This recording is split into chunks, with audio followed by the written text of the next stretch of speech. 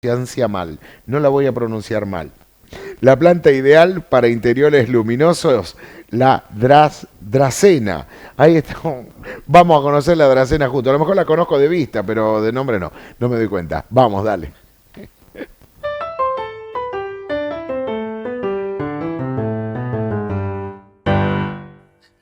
Muchas gracias, muy buenos días mi querida ciudad de Brickman. Desde el noreste de la provincia de Córdoba, un día más vamos a hablar de plantas y hoy lo vamos a dedicar para hablar de esta hermosa planta, una dracena, género dracena, y la especie es Warnecki, Dracena warnecki, y se la cultiva por el color de sus hojas, un color verde intenso y a su vez con unas líneas más blancas, más variegadas, en algunos casos amarilla. Es una planta que no es originaria de Argentina, es originaria de África y la tenemos que cultivar en interior. Hay más o menos unas 40 especies de dracenas, también algunas muy utilizadas en nuestra región, siempre en lo posible, hay otras que no, que se utilizan en el exterior, no obstante, estas las recomendamos utilizar como planta de adorno, como planta de interior o en lugares muy protegidos y si está combinada con otras plantas mejor. Verán que tienen las hojas tipo lanceoladas, tipo espada, que están unidas directamente al tallo central. Si nosotros observamos, vamos a ver que generalmente las hojas salen del tallo central y se desarrollan más o menos 30 40 centímetros. Puede llegar a una altura de 1 metro 20, ya que hay géneros de dracenas que son arborescentes y otros más arbustivos. En este caso va a constar de un tallo principal y van a desarrollar hacia los costados.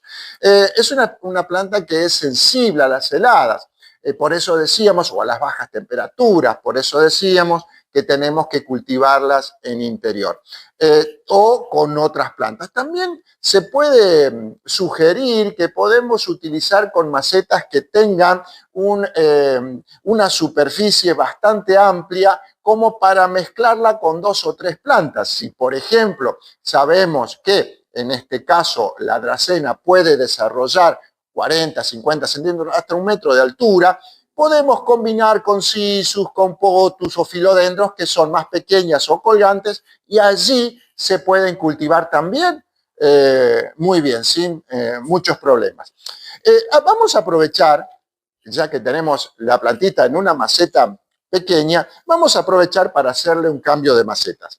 Claro, vamos a desinfectar los utensilios que siempre decimos, un poquito también la planta, no le hace mal. Ahora que estamos limpiando un poquito la hoja, estas son plantas que es bueno mantenerle las hojas limpias.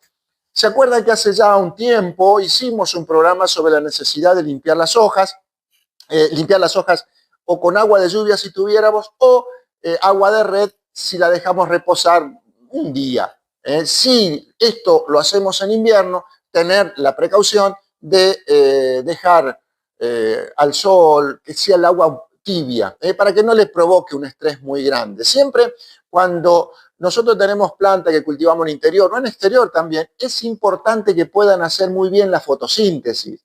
De esa manera la planta se alimenta bien y crece sana. Por eso siempre recomendamos observar las hojas y todo eso.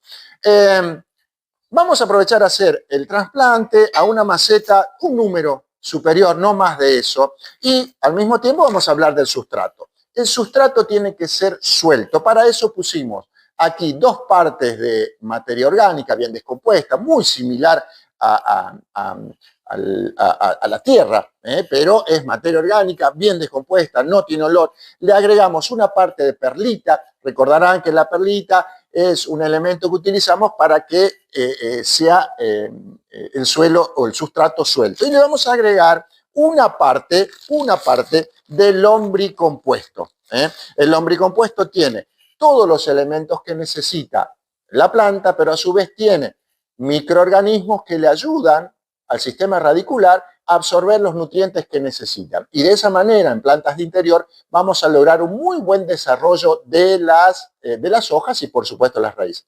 Siempre el lombricompuesto tiene que ser húmedo, si no los elementos vivos ahí no se desarrollan, tiene que ser húmedo. Y con unos gránulos parecidos a la borra del café. Entonces, lo mezclamos, lo colocamos y lo mezclamos bien.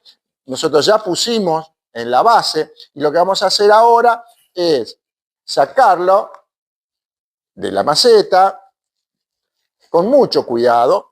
Fíjense cómo ya el sistema radicular pedía un cambio de macetas. Entonces la colocamos en el centro y con mucho cuidado vamos a colocar todo alrededor el sustrato que necesita. Decíamos que no es conveniente colocarlo en macetas muy grandes porque luego al regar vamos a tener mucho sustrato muy húmedo y eso puede provocar problemas en el sistema radicular. Los excesos de humedad en los sistemas radiculares pueden provocar ataques de hongos, ataques de enfermedades que de esa manera a la planta la van a dañar. Ahí tenemos el trasplante, hacemos como para que caiga bien el sustrato y una vez que hicimos el trasplante, lo que hacemos es proceder al riego.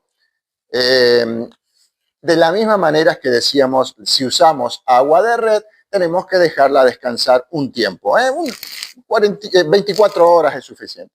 Regamos muy bien para que el sustrato tome íntimo contacto con el sistema radicular y si el sustrato baja, vamos a terminar por rellenar lo que nos falta.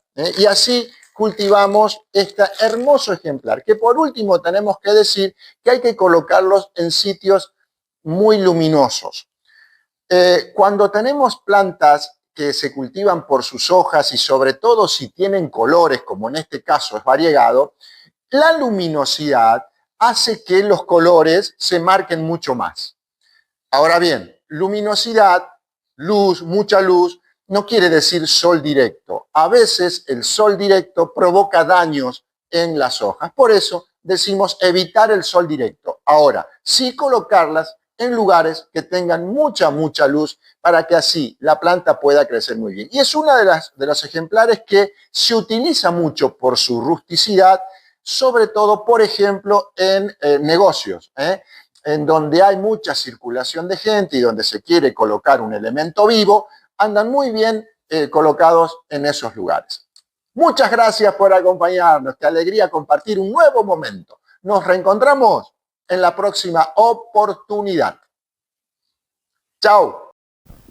Gracias, Elber. Chau, chau. Como siempre, él ahí metido con las plantas, como